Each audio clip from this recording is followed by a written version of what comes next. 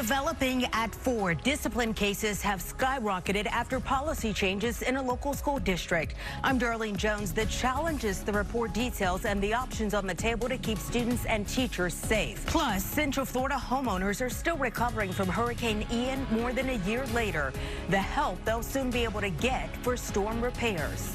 And the new program to keep local families from having to give up their pets. Live starting at 4 on Eyewitness News.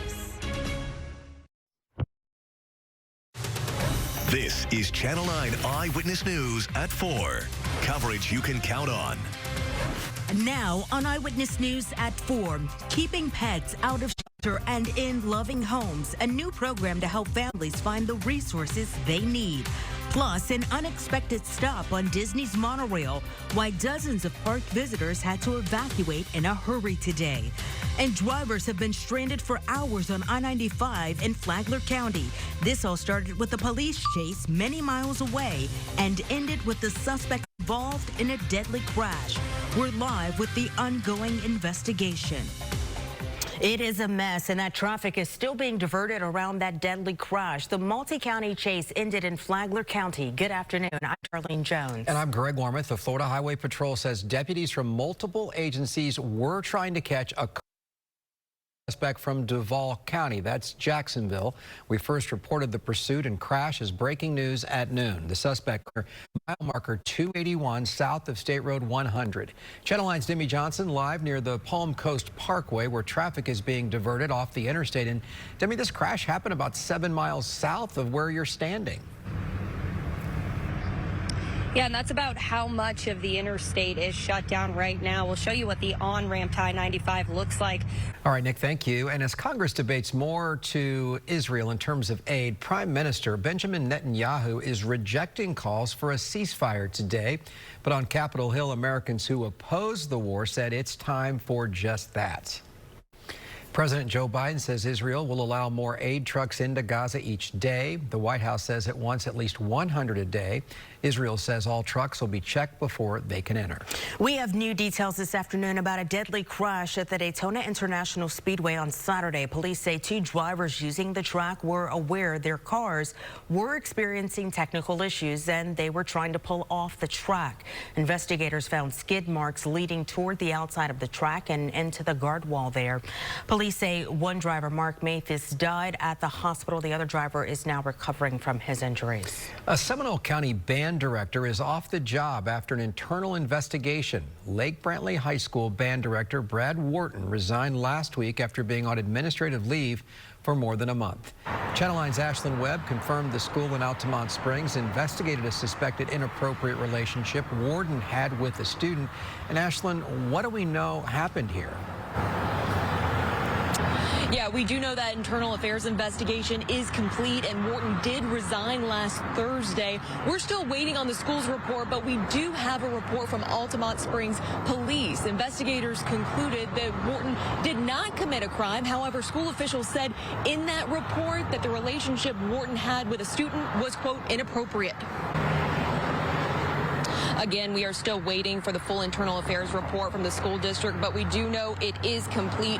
Wharton had been the band director since 2015, the school says. We reached out to Wharton and even went to his last known address for comment. We have not heard back. Reporting live in Altamont Springs, Ashlyn Webb, Channel 9 Eyewitness News. More than 70 people were trapped on a Disney monorail this morning. Eyewitness 9 took you to the scene as the story was breaking on Eyewitness News at noon. Reedy Creek firefighters say they evacuated 71 people from the monorail near Epcot. A Disney spokesperson told us the monorail experienced a flat tire. No one was hurt. Well, this story is interesting. A family says bears keep coming back to their home. Yeah, coming up, one mother's concern about these animals, asking state wildlife officials to do about them. And next, new solutions to care for these animals, how a Central Florida shelter is helping families who think they must give up their pets during tough times. Tom. Great weather for trick-or-treating tonight. Then tomorrow we completely change our weather pattern. I mean, completely change it. We'll talk about those big changes just ahead. Sky Witness 9 on Channel 9 Eyewitness News, bringing you closer to the scene during live breaking news. Sponsored by attorney Dan Newland. You don't want to just get any information. You want to get the right information. This happened last night, this is what's happening now, and this is how that's going to affect your day later on. That way you're ready. Nothing is a surprise to you, and you have what you need for the day ahead. So we plan your day with weather and traffic so that you don't have to be late. Whatever you're doing, you know what the weather is going to be at that time. The most valuable information in the quickest amount of time. That's what we do. Channel 9 Eyewitness News this morning. Live tomorrow starting at 4:30 a.m. Orange County Animal Services has unveiled a new program to help struggling pet owners. The goal is to keep dogs and cats like the ones you see here, not in these cages, but instead in their homes. Channel 9's Q McRae has more on the resources the program provides to help pet owners. Over the years, we've done countless stories here with Orange County Animal Services and all the great work they're doing. But we've also done stories on the issues they're continually dealing with, having to do with surrenders and overcrowding. Well, they're hoping this new program is a lifesaver in more ways than one. Show up in person and you'll receive a card like this with a QR code to scan to set up an appointment. You can also set up an appointment to take part in this program by giving them a call or visiting their website. For more information on how to do that, visit our website, WFTV.com. You'll find all the information you need there. In Orlando, Q McRae, Channel 9 Eyewitness News. All right, thanks, Q. 2 Apopka police officers are being honored for going beyond the call of duty. Officers at Sudala Brooks and Laura Crespo delivered a baby boy at their call, and they got a chance to visit the mother there in the hospital. Here's a photo. Both officers say they were the first ones on the scene at the mother's home. Brooks took charge of the situation and helped deliver the baby boy. At that particular time, a little panic set in. However, I, held my composure, looked over at my trainee and let her know, like, hey, we're about to get into this. Literally. That's one way to put it. The first words the baby heard were from Brooks, who said, "Welcome to the world." I love that. About ready to get into this. Get into this. Serve, protect, and deliver. Excellent. Oh, I like that. There That's you a go. good one. Well, great weather. Ooh, look at this sky behind me. Beautiful. Yeah, downtown Orlando, it's That is warm. gorgeous. It's beautiful, though. It's going to be a lot different tomorrow. 85 currently. We're still kind of warming up slowly. Wind's not too gusty yet. Looking ahead, warm and dry 70s. Upper 70s and falling after sunset at 6:40. Tomorrow, a cold front in the morning, very gusty, wind gusts over 40 tomorrow, especially along the beaches. And instead of 80s, we're going to be in the 60s. A big change tomorrow. Big change. And then the rest of the week, mainly 70s. The breeze remains, but not quite as gusty. In fact, we don't get many of these. This is the equivalent of a kind of like a tropical storm warning as far as winds, gale warning, 40 knots, 45, 46 miles an hour, if you will. And you can see all the way from the nearshore water out to 60 nautical miles. It's going to be rough tomorrow. So the gusty winds are really going to get going. We have a kind of a weak frontal boundary right through here, but the colder weather is still back here to the north where it's in the 50s and 40s. So pretty big contrast from 78 in Tallahassee, about a 3-hour drive northwest. It's 59 in Birmingham. So it's getting close to November. This is when things start to change quickly. Here's your temperature hour by hour if you're going to be trick-or-treating across Metro Orlando.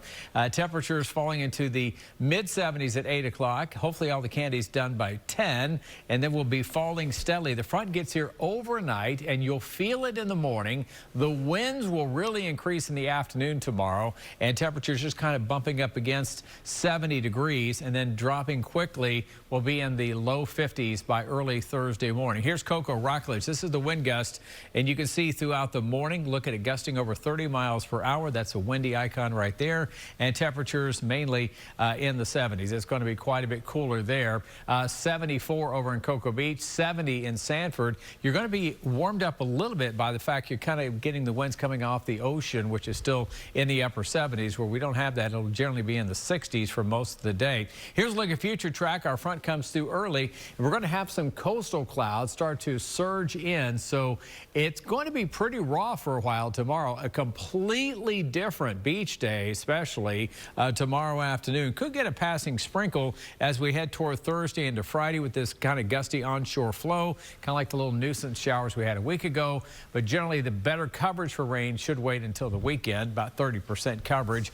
As we set our clocks back Saturday night before you go to bed, 70, windy tomorrow, breezy for Thursday, and we'll keep the breeze around into the weekend. Temperatures really chilly for about a day and a half, and then starting to rebound back into those 80s. A lot more, including the tropical update, watching the Caribbean, Darlene. All right, those kids get me every time I have to set those clocks back. That's right. Coming up, a fight over a controversial Florida law. All new at 5, why more than a dozen current and former state lawmakers don't have to turn over documents in the case. Plus, the latest target for online criminals. Coming up, it's no longer just the elderly giving away critical information. The new concerns for teenagers now. Through generations, You talk about Grandma. I grew up in her house. We watched Wheel every night together. Wheel brings families together. Mama, I love you very, very much. We do too, Mama. Next Wheel. Brought to you by Freedom Health Medicare Advantage plans. Well, a lot of us are complaining about seeing Christmas trees and decorations up, and today is Halloween, but it is a sign, actually, of good deals and lots of sales already. Channel 9 Consumer Advisor Clark Howard says now is the time to buy.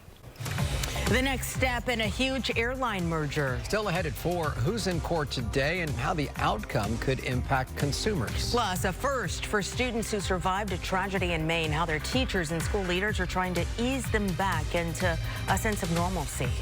And next, incredible video of an unwanted visitor to a Leesburg home. One mother says she wants them moved, but so far, that's not happening. This is Channel 9 Eyewitness News at 4. Coverage you can count on. New at 4:30, a wandering bear keeps coming back to one family's home. I shouldn't be living in fear, and I feel like that's what we are doing. There are growing concerns about black bears on their property. We reached out to state wildlife officials to find out what can be done. Now on Eyewitness News. That's some wild video. Yeah. A Lake County family says for the past few months they have been feeling trapped actually inside their home by these neighbors, these large black bears. Good afternoon, I'm Greg Warman. And I'm Darlene Jones. The family says once the sun goes down, the bears roam their backyard. In this video, they even find a way to get inside of their screened porch, causing hundreds of dollars in damage. The family lives on 5 acres off Terrell Lane here in Leesburg. Channel 9's Daryl Matthews is live at the home where he spoke with the family. And Daryl, this is happening a few times a week. Yeah, Darlene, at least 3 times from which she tells me. But look at this trail that we found. It leads up to this board that's blocking a hole that the bears made. And she had to replace this at least 3 times. But right next to it is a hole that they just made yesterday. And she said that bear actually almost tried to get into the house. Tina says since the bears have taken a liking to their home, once the night falls, no one leaves the house alone. FWC says if you feel threatened by wildlife, you should call their alert hotline at 888-404-FWCC. We're live in Lake County. Daryl Matthews, Channel 9 Eyewitness News. All right, Daryl. Today, an appeals court took up a battle about the constitutionality of a congressional redistricting plan Governor DeSantis pushed through the legislature last year. A district judge ruled the map violated the state constitution and its requirement for fair districts. The state solicitor general says it is a race-neutral map. The plaintiffs here seek to invalidate the state's race-neutral map in North Florida and replace it with one that contains a district guaranteeing that black preferred candidates always win. The only map that's before this court is the enacted map, and that map, it's undisputed, does not comply with the Florida Constitution.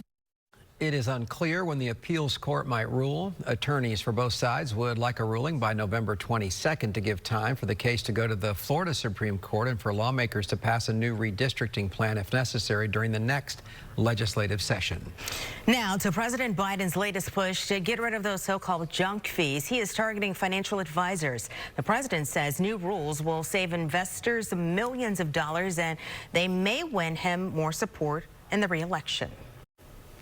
The latest data shows the U.S. GDP grew nearly 5% last quarter, better than expected, with unemployment at record lows and wages up over the last year. Despite that, inflation remains high and the president continues to face low approval ratings over the economy.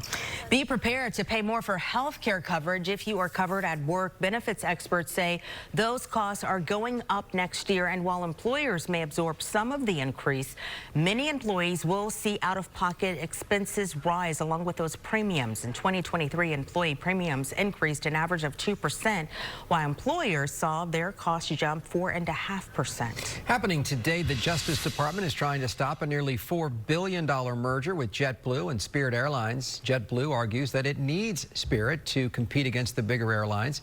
Yet the Justice Department says a merger will hurt competition and increase airline prices. This trial comes just after a recent decision that stopped JetBlue's merger with American Airlines. This afternoon, Orlando police are still searching for two people accused of shooting into someone's car. It happened around 10:30 last night here on South Goldenrod Road and Hoffner Avenue. Police say the victim was sitting at a red light when a gunman tried to rob her. Investigators then say when the victim drove off, two people opened fire, hitting the car. Thankfully, no one was hurt. Students in Lewiston, Maine returned to class today for the first time since a gunman killed 18 people in that small town. School officials say they plan light days to give students time to grieve and readjust, trying to get back to normal. They're going to dismiss the students early, at least one day each week for the next month or so. Police say Robert Card was the gunman who opened fire at a bowling alley and a bar last week. He was later found dead of a self-inflicted gunshot wound. This story has a lot of people talking. A teenager hospitalized this afternoon after she was run over by a haunted hayride tractor. The accident happened this weekend in Smithfield, Rhode Island. Investigators say the hayride had volunteer actors who played parts during the Halloween tour. Somehow, a 14-year-old girl was dragged underneath that tractor. Passengers and the driver had to rescue her.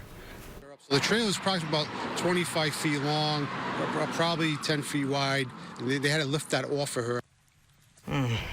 After the fire department wrapped its investigation, they said the hayrides could continue, but the company running the event decided it would be best to stay closed. And now the important safety warnings as we get closer to Halloween trick-or-treating tonight. With great weather, the sidewalks and streets will be packed with kids, so be careful.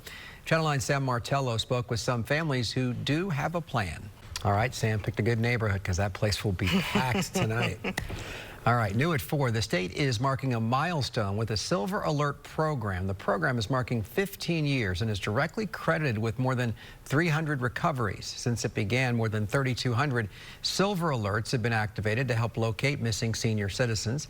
The alerts are activated statewide when local law enforcement request help in locating a senior with Alzheimer's or suffering from dementia. This afternoon, the Volusia County Community Assistance Division is looking for local government and nonprofit projects to provide federal COVID relief funding. The money includes $625,000 for eligible public facility improvements and public services. The proposed projects must be in response to the coronavirus pandemic and help people or groups presumed to be low or moderate income. They are accepting applications until December 1st. A new look for one of the country's biggest retailers. Coming up, the enormous price tag and what Walmart is trying to achieve with all the changes. But first, our teens are a growing target for cyber criminals. What parents need to know, especially if their kids spend a lot of time online. Well, right now, beautiful Halloween, pre-Halloween day across Central Florida. I'm updating the big changes and the big wins and the cool down on the way, Greg. And stocks, Tom, we're up on Wall Street today. Not quite as much as yesterday, but it's impressive. Here's a look at the final numbers.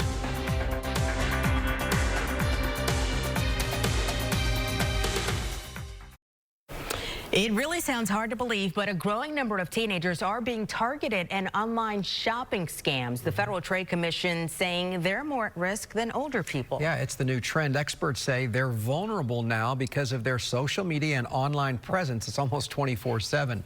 Channel 9 Washington correspondent Blair Miller looks at what parents can do to help. The trend of rising home prices continued in late summer. The latest home price index is out. In August, prices increased for a 7th straight month. They were up nearly 1% over July and 2.6% from a year ago. Experts say low inventory continues to push prices higher. And with continued inflation, Darlene, there is reason to celebrate this bit of good news. The U.S. Labor Department says paychecks grew faster than expected in the third quarter of this year. Year over year, wages and benefits grew 4.3% in the third quarter. Economists say it's proof of momentum happening now in the job market. Well, if you love Walmart, like I do, you may see a little different look. Well, next time you go into their stores, the retail giant just unveiled updates to more than 100 stores nationwide. The changes include moving pharmacies near the front doors and also showcase displays of home goods. Walmart spent about $500 million on remodeling its stores. Their goal is to get customers to buy more than groceries and everyday necessities. Visitors to the coastal community of Morro Bay, California did a double take. Here's why. Check out this. All the witches there paddling in the water there on the bay. This annual event started 10 years ago as a small birthday event. Now hundreds don their best black to hit the water for a Halloween celebration. I thought they used brooms. I think, yeah, that's the broom paddle. Oh, those are made, okay. Yeah, well, that makes sense. Come get your friend. Get your friend. I can't do anything with him. You take him. Had too much sugar today. Wait till tonight. 85, save the Heath bars and the milk duds for me. 85 right now in Metro Orlando. Beautiful. It's a little warm perhaps for your liking, but tomorrow a whole different day as we have a warm, dry temperatures in the 70s after sunset tonight. Tomorrow, windy.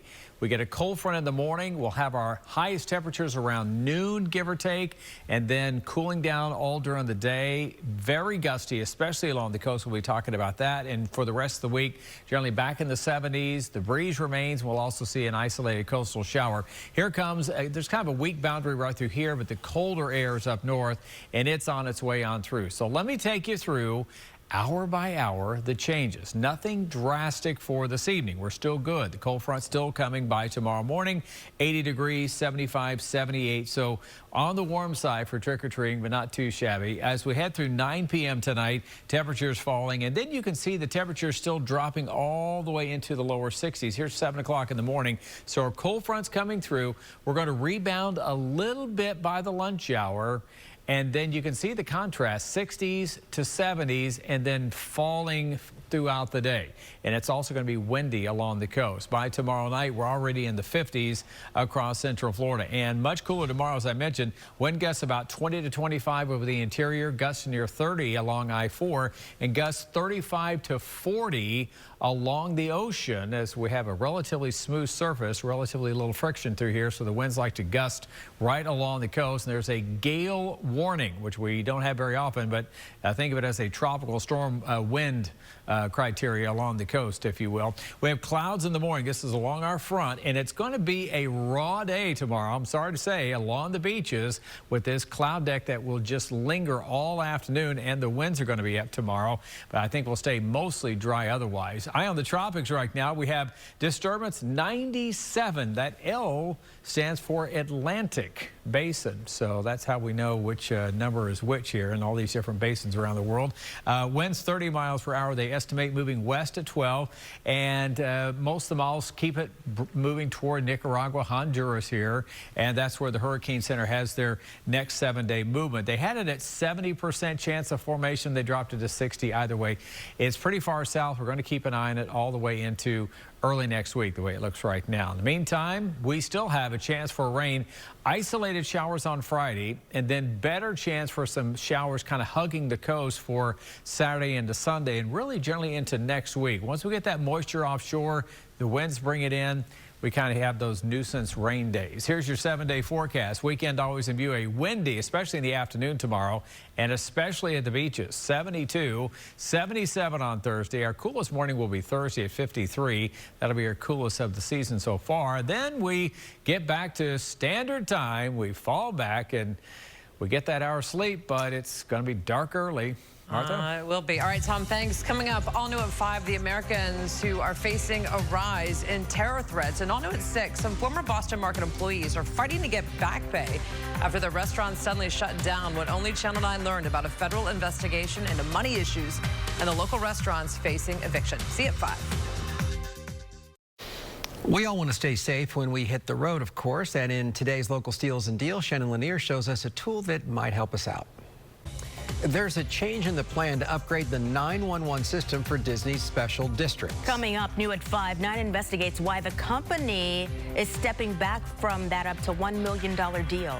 And we have a new report into the school employee accused of having an inappropriate relationship with a student. The text messages police say he sent to that Lake Brantley student. But first, We definitely have a long way to go to where I think teachers feel like we're in a comfortable spot.